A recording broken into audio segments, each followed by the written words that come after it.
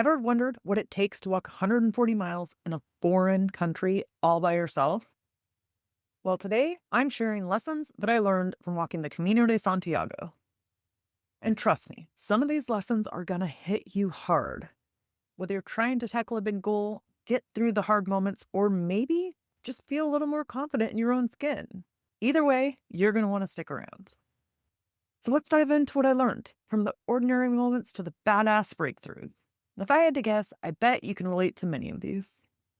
Let's get to it. Be confident, be bold, be authentic, but don't forget to take action. This is Ordinary to Badass, where our stories empower women to step into the spotlight of their own lives and pursue what they're truly passionate about. It's time to step into the arena and become more than just extraordinary. It's time to become a badass with your host, Marie Sonneman.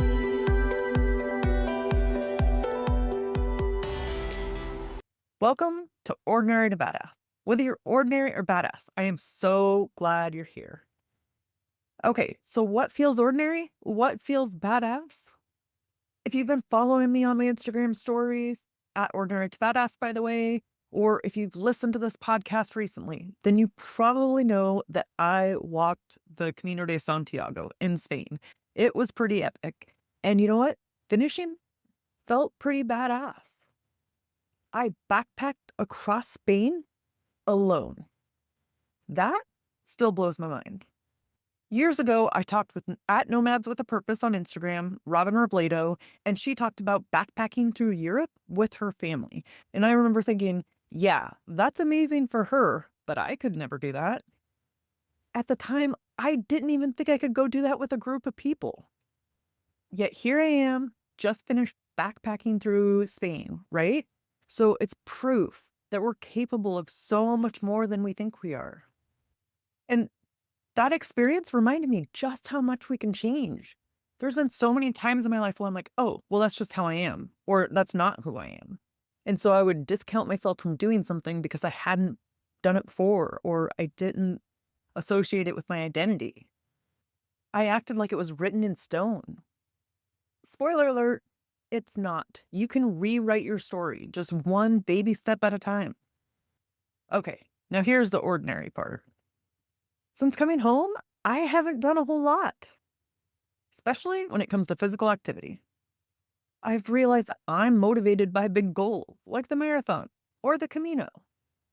If I have something on the horizon, I'm all in. Without the next mountain to climb, I am ridiculously lazy. So here's my takeaway. I need a goal to chase.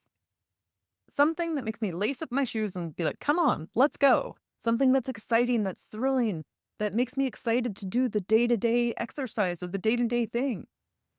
I need an end goal. But if I hadn't done those big things, if I hadn't done the marathon, if I hadn't went to Spain, if I hadn't done things that were hard, I would not realize that's how I was motivated. Because the day-to-day is the suck, right? Or it feels like it's the suck. It feels like you're in the trenches and it makes it so hard. And it's like, this is boring, right? Because sometimes, yeah, walking, running, boring, or not your favorite thing, maybe. But it's like when you get to the end goal, that feel is amazing. So it's like, if for me to stay motivated on the day to day, I have to have the end goal. And I think that's applicable to you. What motivates you? I think you got to test it out. Just do a little trial and error. Try different things. Never would I have thought that I would complete a marathon. Never would I have thought I would backpack through Spain, right? But you just try little things and see what works for you, what doesn't, what keeps you motivated, what disgusts you or appalls you, or you're like, ugh, I want no part of that. Okay, don't do that. Do it your way. We'll get more into that later. Okay, so you might be asking, Marie, this is the podcast about leadership. Why are you talking about the Camino? And I'll tell you, because work-life balance is so important. It's not just a cute buzzword, it's survival. It's so essential. We need things outside of work that light us up, that fill our tank, that remind us of who we are beyond our job title. And for me, that's travel and adventure and being in nature. And here's the truth. Maybe I'm a little over the top with balance. I know that sounds funny, But I don't check work emails when I'm off. I don't answer my phone. Not because I don't care, but because I do. And I know my personality. I know that I'm all or nothing. One quick email turns into a full day of working when I'm not supposed to be. Then I don't get any rest and I feel irritated and frustrated when I'm back to work, right? So I set a boundary for myself. And the Camino, it reminded me that leadership, inner strength, confidence, they don't just show up in boardrooms. They show up on the trail, in the quiet, when you're stripped down to your essentials. And here's the wild thing. And those lessons out there, they come back with you. They change how you lead, how you work, how you show up. So today, I want to share my biggest takeaways with you from walking 140 miles across Spain in 10 days. What the Camino taught me about life, leadership, and being a badass one step at a time. Let's get into it. Lesson number 1, preparing for the event is just as important as the event itself. Maybe even more important. Here's what nobody tells you. The real work, it doesn't just happen at the finish line. It happens long before it, in all those ordinary, gritty, not so glamorous days. The one where nobody's watching. The ones that don't show up on Instagram. It's those mornings where you drag yourself out of bed and your body's screaming, nope, not today. Those long walks, those practice runs, those moments where you want to quit, but you don't. That's where the magic is. Maybe it's at work when you show up day in and day out and you put in that extra time, you give it the extra effort, and that leads to the promotion. Here's the thing. Every time you show up for yourself, you build trust with yourself. And you prove you do what you say you'll do. And that's what builds confidence. It's not the glamorous medal at the end or the certificate you get or the photo at the finish line. That end medal is really just a symbol of all of the work that you did to prepare beforehand. That promotion, the extra money you see in your bank account, it's what you did to prepare. It's what you did to get there. I don't know about you, but I've often think like the end goal, that's the good stuff. That's the good part. That's what I want. But the good stuff, it's in the day-to-day. It's how you show up on the ordinary days. It's those seemingly boring, mundane, ordinary days where you show up anyway. And guess what? Those are the days that actually make you a badass. It was true for my marathon, and it was true for the Camino. The end was just a symbol of all the hours, the effort, the mindset shifts, the days I didn't give up. So yeah, you know what? The event matters. But the prep, that's where the transformation happens. Because the ordinary days are absolutely what makes you extraordinary. Okay, lesson number 2, do it your way. What if everything you've ever been told about preparation is wrong? Because here's the truth. I didn't prepare for the Camino the right way. I didn't do long back-to-back hikes like most people do to prepare. I work 4 10-hour shifts in my day job, right? So that's a long day. It can make it harder to train. Instead, I walked 2 to 3 times a day for 45 minutes to an hour. In the morning, right when I got home from work, and then right before I went to bed. That was it. And honestly, I probably could have better prepared for the blister situation. But as far as the physical activity, I was never sore. So my way worked for me. And it's similar to what I did when I trained for a marathon. I didn't run for distance. I ran for time. Because running a certain amount of miles every day, that sounded intimidating as hell. But running for an hour, totally doable. And even when I did run that hour, I would tell myself, okay, run or walk, you're just moving your body. My goal was to run, but I refused to beat myself up for walking. And here's the thing that I've learned. And I get stuck in this trap too, so don't get me wrong. But we act like just because we've never done something before, then we have to follow what everybody else is doing. We have to do it their way. Listen to the experts or the gurus. But that's just not true. And I wish I could tell you that I had pre-planned this for the marathons and I had pre-planned this for the Camino and I thought, I'm just doing it my way. No, it's just kind of how the pieces fell or what felt natural to me or comfortable to me. You've got an inner knowing. Trust it. If you're trying to do something someone else's way and it feels torturous, miserable, or just doesn't feel like you, then find another way. Because sometimes your way is the right way. Any other way, you're not going to get it done because it feels so horrible to you. So tweak it. Do things that work for you. What do you have to lose? Okay, lesson number 3. Traveling alone builds self-confidence. Have you ever wondered what traveling alone could teach you about your own strength? Because let me tell you, traveling solo, it changes the way you see yourself. When you travel alone, you don't have anybody else to lean on. You're it. You have to rely on yourself because you're the navigator, you're the decision maker, the problem solver, the one who has to figure things out when they go sideways. There were plenty of moments on the Camino where I had no clue what the heck I was doing. I was lost in the middle of Spain. Yeah, that happened. At one point, I went 4 miles off the trail, completely off the Camino, and I had to figure out how to get back on track by myself. It was so stressful. Well, tell you, I panicked for like 2 seconds and I was like, "Huh, what do I do?" And then I just said, "Okay, Marie, calm down. Take a breath. You've got this." Even if I had to backtrack, I didn't want to backtrack and I didn't because I'm stubborn. And I had to remind myself, you can figure this out. So it was just me and an app. I had Camino Ninja, which showed me how far I was off track. And so I just did that, but I had nobody else to blame and tried to make sense of this foreign country I was really not familiar with. And here's what actually freaked me out. It's like, okay, I'm in the middle of nowhere. And if I needed to call for help, I don't even know. I don't think I can call 911. I don't know what their version of 911 is.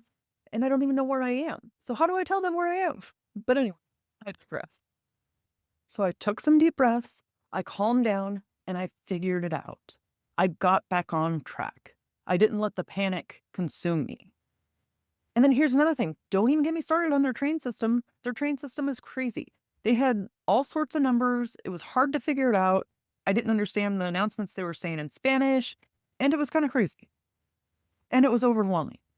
But again, I took a deep breath and I used my friend AI. ChatGPT, I'd literally take pictures of my ticket, take pictures of the train, take pictures of different things and upload it to ChatGPT and say, help me figure this out. So it made it pretty seamless.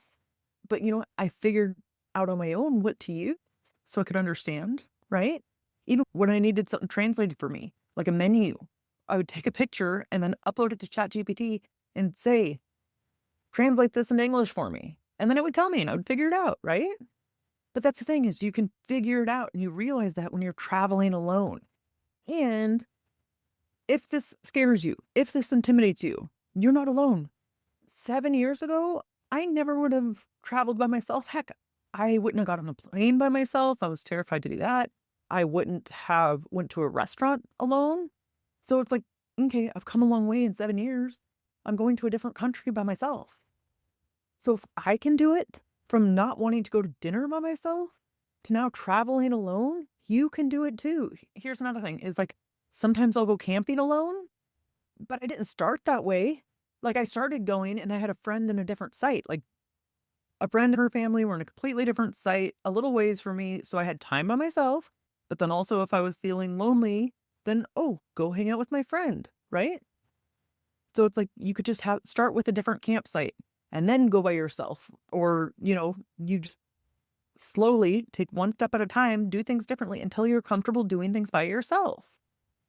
And so maybe the first time you're in different tents. You're on the same campsite, but you're in different tents. Then the next time they're at a different campsite next to you. And the next time your friends are in a campsite, 10 sites over. And then you feel comfortable going by yourself. Go in a populated area. It doesn't have to be in the middle of the woods with no bathroom. I'm not down with that. That was actually one of the biggest things I was worried about the Camino, not having a bathroom. But I survived. I got through it. You figure it out. Again, that gives you confidence. That gives you the confidence of figuring it out for yourself. That's the magic of solo travel. You realize, oh, I can handle this. I can do this. And it sticks with you long after this trip or long after your trip is over. So yeah, traveling alone, it's not just an adventure. It's a crash course in trusting yourself, in making decisions, and realizing that you're a hell of a lot more capable than you thought you were. Lesson number 4. You can do hard things. What's the hardest thing you've ever done? You might be surprised what a hill or two taught me about strength. I realized by doing the Camino that it's doing the hard stuff that's the key to unlocking the badass version of yourself. You won't believe how something as simple as walking through pain can change everything. Before doing the Camino, I promised myself one thing, that I was going to walk the whole thing, at least the section that I was completing from Ponferrada to Santiago. No shortcuts, no horses, no taxis, just me and the trail. Here's the truth. I hate hills. Well, actually, I despise them. When I was running marathons with my sister, she would tell you, I'm going to get you a shirt that says F Hills, because every time we got to a hill, I would say F Hills. So when I heard there was the option to ride horseback on the most challenging section, there's this town called Ocibrero, and I totally should have looked up what the height is. It's like crazy high altitude. And matter of fact, there was a couple from New Zealand and they had a 4-month-old child and they were doing it and they had plans to stay in Ocibrero. And then they found out they could not. No child under 6 could stay in Ocibrero because the elevation was so high. So that day, yeah, I had a 19-mile hike, not my smartest move. And somebody told me that I could ride horseback up to Ocibrero. That was incredibly tempting. As a matter of fact, when I first started off, because it started off just immediately like a steep incline, and I was thinking, oh man, why didn't I take the horseback option? But for me, the whole point of the Camino was to challenge myself and to keep the promise that I had made to myself. So I said, no, no horseback ride, no taxi. I'm doing this. So I walked every step, hills and all. And let me tell you, some of those hills, brutal. I'm talking 19 miles on one of the hilliest days imaginable. And at the time, I would have rather done almost anything else. But when I got to the top, I felt so strong. I felt so badass. Here's the thing. You don't get that feeling if you skip the hard stuff. If you skip the stuff that you think you suck at, completing those things that you think you're really bad at, the things that make you want to quit, those are the ones that make you feel like a badass. Those are the things that build trust with yourself. And every time you keep a promise to yourself, you're basically saying, hey, I can count on me to do this. So when the next hard thing comes along, you trust that you can do it or that you'll keep your word and get it done. So yeah, the hills, they really sucked, not gonna lie, but finishing them reminded me you can do hard things. The reward is reminding yourself of your badassery. Okay, number 5, cinco. I'm so good with my Spanish. The power of staying positive. And man, this is a big one. Not always great at it, but I do try to be. So what I've realized is that it's so easy to get in your head when you're in pain or when you're hurting, physical or emotional, and you start focusing on the pain, second guessing yourself and your abilities. And before you know it, that's all you can see. That's all you can feel. And I've been there. But after enough marathons and hikes, I've learned to be aware of the things that I'm saying to myself. Because the things you say in your head, they matter. Matter of fact, I had done many marathons and I was out of shape at one point, like probably at my worst shape. And I had went for a hike with my dad and it was at the Chelan Butte. And it's this, think of the mountain, but you climb it and you have this incredible view of the lake and of the Columbia River. It's really amazing. But really early on, and my dad was in pretty good shape, but really early on, he got in his head because he hadn't done hikes, he hadn't done marathons or anything like that. So he didn't necessarily know the power of what you say to yourself, how strong it was. But it was just interesting because I'm like, he's in better shape than I am, but he's kind of freaking out about it. And like, that will prevent you from getting to the top. That will prevent you from getting to the end. That'll prevent you from getting the promotion when you get inside your head. So prior to walking the Camino, I had listened to Jeremy Renner's Audible book. He is Hawkeye from the Avengers. I'm not really an Avengers fan, but he's a famous actor. And now I'm trying to think. There's a show on Paramount Plus that I watch that I like him. Gosh dang it. Now I can't think of it. Mayor of Kingstown. The end. Let's go. Okay. So Jeremy Renner, he nearly got run over, or he did get run over, nearly killed by a 14,000-pound snowcat. And he was trying to save his nephew's life. He broke over 30 bones, and doctors didn't even know if he'd be able to walk again. And in his Audible book, Jeremy Renner kept saying that he was telling his leg, like, you're gonna heal, you're gonna walk again. He literally talked to his pain every single day. He said sometimes he was yelling at it, like he sounded like cuckoo because he was like, gosh dang it, you're gonna heal, you're gonna get better. And he's yelling at his leg, telling the pain it was gonna go away and it wasn't gonna stop him and he was gonna keep pushing through. He did this all the time, every single day. And that stuck with me because it's like, oh man, how hard would that be when you have 30 bones crushed, when you're told you're not going to walk again, and yet you're speaking what you want into existence? You're trying to ignore the pain, but you're writing a different narrative for the pain. So that one, it stuck with me. So I did my own version of it in Spain. I talked to my feet. I know, sounds crazy. Like a total weirdo. I told them I loved them. I thanked them for being strong and pushing through. At night, I'd rub them with medicine and be like, you're healing so fast. You're doing such a good job. I am so proud of you. And I know that sounds crazy, but it worked. Because what you resist persists. So if I was to try to ignore the pain and act like it wasn't there, even though I was feeling a crazy amount of pain, then I would have just been lying to myself. And of course, my feet were hurting. It was awful. But I chose to focus on gratitude instead of misery. So I kept telling myself, I'm so grateful for these shoes. This would hurt so much more if I didn't have my shoes on. I'm grateful for having a car at home and I don't have to walk everywhere. I'm grateful to have this chance to walk across Spain. And somehow those thoughts, they carried me through the hardest part. And the truth is, it's not about pretending things aren't bad or pretending things don't hurt. It's about refusing to give the pain all of your power. Jeremy Renner had said pain only has value if you give it value. And he's right. And the Camino taught me that. You can acknowledge the pain, but you don't have to let it define you. So yeah, the power of staying positive isn't about faking it. It's about focusing forward, even when it hurts like hell, even when it's hard. Lesson number 6 is about the head game, mind over matter. So I touched on this lightly, but I've learned through marathons, hikes, and especially the Camino that physical challenges are mostly a head game. People think it's about their strength, endurance, or having a small body, being in perfect shape, but it's not. It's your mind. Of course, being in shape and preparing help, but the bigger factor is what you're saying to yourself in your head. And that stuff that you say to yourself, it matters. If you're constantly beating yourself up, doubting yourself, saying, I can't do this, then you know what? Your body listens. It believes you.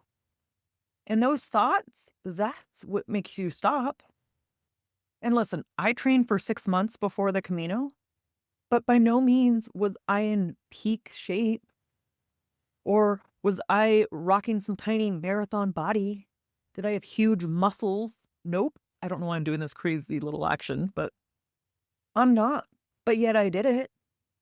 And I saw people of all shapes and sizes doing the Camino as well.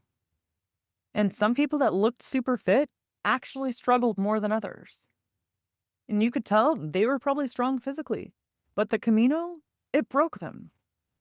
Some people crush marathons and triathlons, but then they go do the Camino and they struggle. Because this one, it's different. You can't just muscle your way through it. You've got to think your way through it. Now that I say that, I don't know that I love that because I don't love the overthinking thing. Oh, I was going to say, just be. Just be. Be in the moment. And that's another thing. Sometimes when I wanted to get done for the day, I would be like, okay, how many months have you been dying to be here? How long has the Camino been your dream? And this is what you get to do. You get to walk through these beautiful trails, see the Spanish countryside. And so I'd remind myself, like, any other time you'd die to be here in this moment right now. So perspective, right? At the end of the day, I believe that your thoughts are 10 times more important than your physical conditioning. Now, again, physical conditioning, absolutely important. But I think that your thought, the power of them is so underestimated. Doing the Camino reminded me your head will give out long before your body does. So you better make sure that the voice in your head is on your side. Because when you believe you can, your body will follow suit. Lesson number 7. Sometimes you need help. This one's for the stubborn ones, like me. And I'll be honest, I'm not one to ask for help, but sometimes it's the best thing you can do. Say yes and accept the help.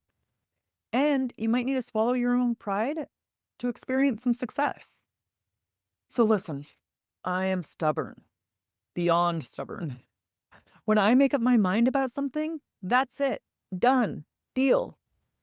So I kept hearing you need walking stick for the Camino. I was like, nope, not me. I don't need them.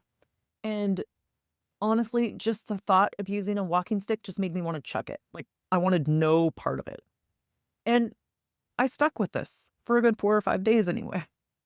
And without them, going downhill was so hard. I was like crawling pace like a tortoise, moving so slow. My toes were screaming. It was not good because they had some steep downhill area. And I still refused. But guess what? Once my feet were tore up so badly and they were just killing me going down hills, and I had blisters and they just kept banging against my shoes and it was not doing good. Okay, I relented. I was like, I'll try these dang walking sticks. And guess what? Those walking sticks, game changers. And so it helped me to realize sometimes the most badass thing you can do is accept help. And my troubles didn't stop there. My backpack was another issue. The left strap just kept digging into my shoulder and it was hurting me. And I just kept trying to fix it myself, kept adjusting my arm and lifting it in the air, just trying to stretch it. And the positive thinking wasn't letting it go away. So out of nowhere, this woman on the trail who didn't even speak the same language as me, she came up to me and helped me.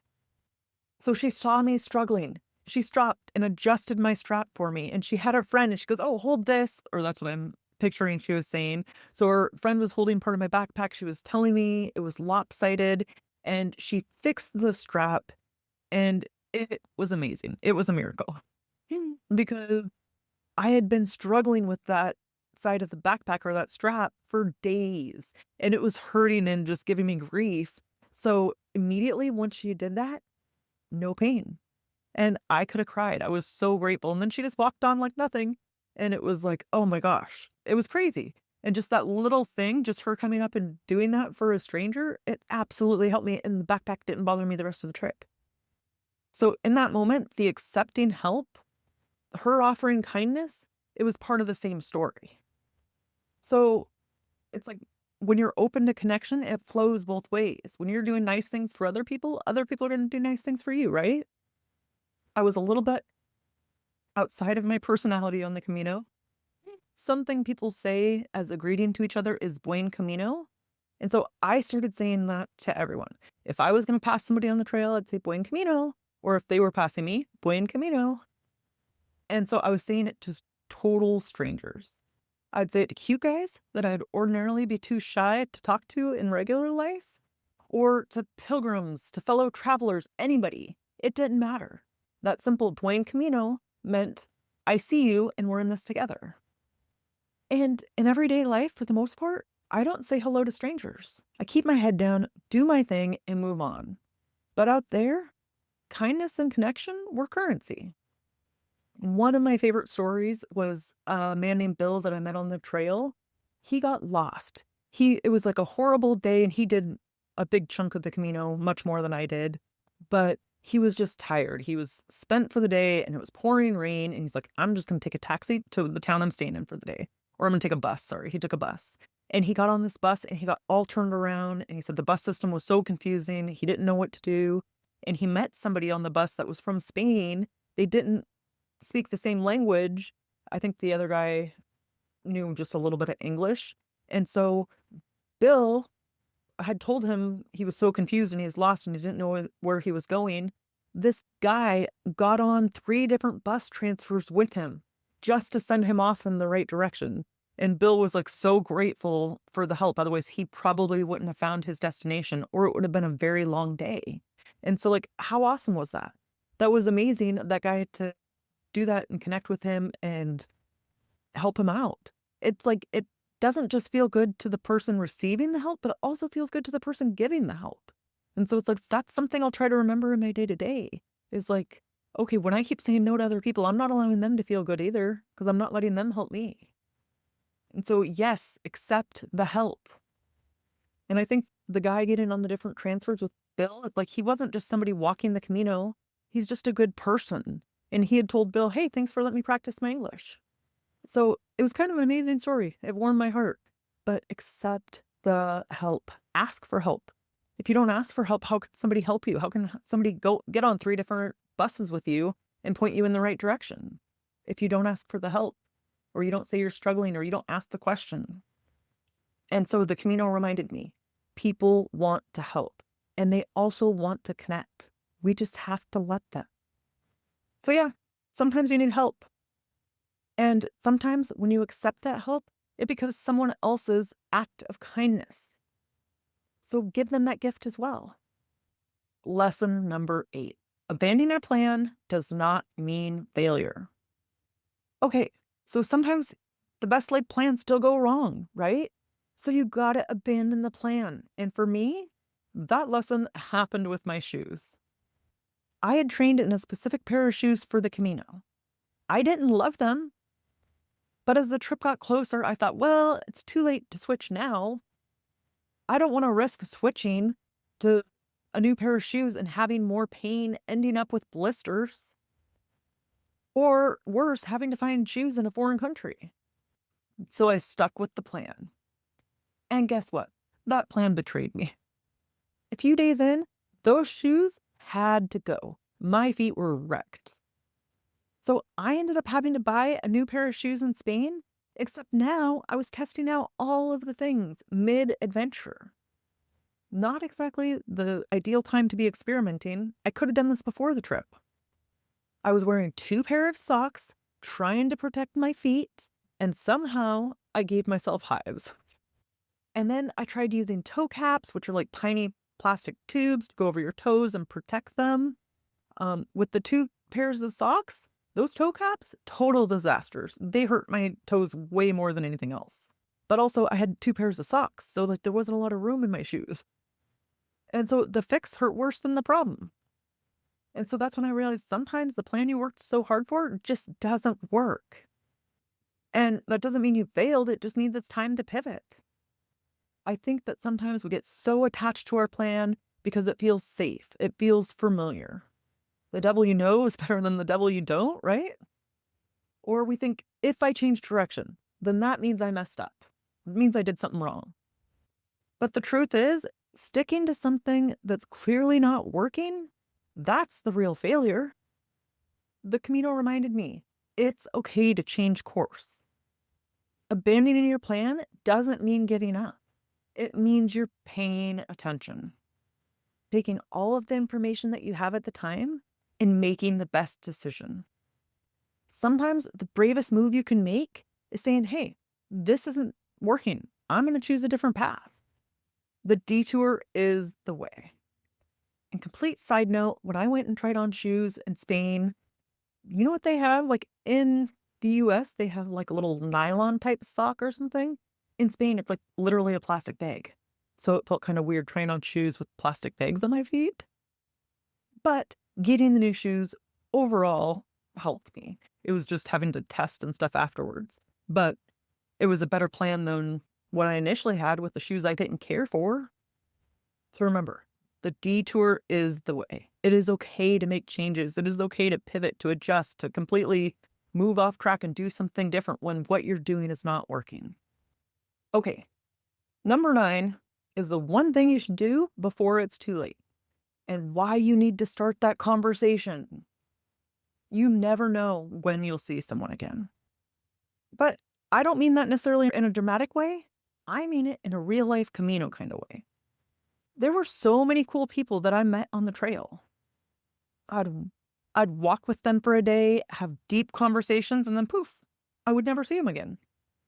Kind of funny how some people you keep running into over and over, and then other people you just don't see again. You don't run into them. And the thing is I kind of assumed that I would run into them later, but I didn't.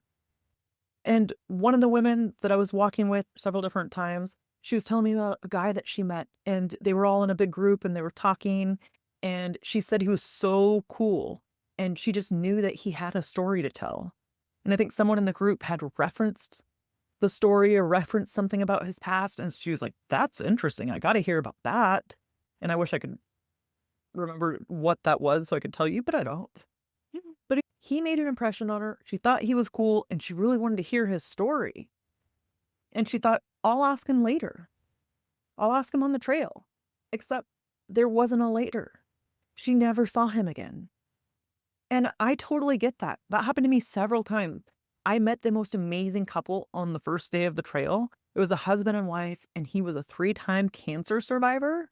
And he had just retired, like, within the last year, but he had just got the all clear from cancer, and so they were doing the Camino in honor of him surviving cancer 3 times. It was amazing, and so it was my first day of the Camino, and we couldn't find the entrance to the trail. We walked about 3 miles just trying to find it, and so while it was awful to get off track for 3 miles, it gave us an excuse to talk, right? And got to know each other a bit. And so we finally found the trail. It was a good joke, something we laughed about. We had breakfast together, walked for several more miles together, and then I never saw them again. So it just made me think, like, how many moments do we miss because we're waiting on the right time? The right time to say something, the right time to ask the question, to start the conversation. The Camino taught me this: say it now. You don't know if you'll get another chance. You don't know if that moment will come back or the person will circle back. Maybe life happens, right? And you don't get to have the conversation or ask the question. So don't wait for perfect timing. Say the thing, ask the question, start the conversation, because sometimes later never comes. And you could miss out on some pretty epic conversation. Number 10 is the power of momentum. Okay, I've never had blisters so bad in my life as when I walked the Camino. And trust me, I've done marathons, but the Camino, it humbled me. And it reminded me of something Jerry Seinfeld teaches. He says, don't break the chain. Every day he'd write jokes and then he'd mark an X on his calendar. And the power wasn't in the one day of writing. It was in showing up again the next day and the next day and keeping the chain going. The streak itself became his motivation. And that's what happened to me on the trail. When I stopped for too long, my feet would start throbbing. The pain got louder. It's like the longer I sat there, the harder it became to get motivated to get back up. I didn't want to walk. But when I kept walking, just putting one foot in front of the other, it actually was easier. Not because the pain was gone. I think it was just the momentum that took over. Or I wasn't just sitting there thinking about the pain. And then here's where it gets real. After the Camino, I broke the chain. Partly, yeah, because I needed my feet to heal. But also because I didn't know what to do next. Remember earlier at the beginning of the episode when I said I felt ordinary after such a badass experience? That's why. It's hard to start something new when you've lost your rhythm. It's harder to rebuild momentum than it is to keep going. So the Camino taught me momentum is medicine. It's like the more you move, the more you believe you can do it. And the more you believe you can do it, the further you'll go, right? So if you've lost your chain, whatever that looks like for you, how can you start again? What's one small step you can take? It doesn't have to be big. It just has to be today. Can you do it for 5 minutes today? Because sometimes the fastest way to find your spark again is to take the next small step forward. One small step. It doesn't have to be anything big. And it's amazing how just that one small step every day can build such momentum. All right, friends, that's it. Those were my biggest takeaways from walking 140 miles across Spain. Here's what I hope you remember. You don't have to walk the Camino to find your power. Your Camino might look like showing up to work when you feel like quitting, having that hard conversation, or doing something that totally scares you. Every step, every stumble, every messy but ordinary moment, it's all part of your story. It's all part of what makes you a badass. It's proof that you're building confidence, resilience, and that quiet kind of badassery that no one can take from you. So whether you're facing a mountain, a meeting, or a Monday, just keep walking one step at a time. And hey, if this episode resonated with you, share it with someone who might need a reminder that they can do hard things. Thanks for listening, and I'll catch you on the next episode of Ordinary to Badass. And remember, never ever shrink yourself for a seat at the table. You're meant to build the damn table. With that, we'll end our show. To all the badass women out there staying in the arena, wherever you are, whatever you're doing, own it and get after it. Now that you've listened to this episode of Ordinary to Badass, we want to hear from you. Go to our website, ordinarytobadass.com/podcast, and submit your own experience on how you took your life from ordinary to badass and get the chance to be on a future spotlight episode of the show. That's ordinarytobadass.com/podcast. While you're waiting for the next episode of the show, wipe off the sweat, dust off the dirt, and get back in the arena.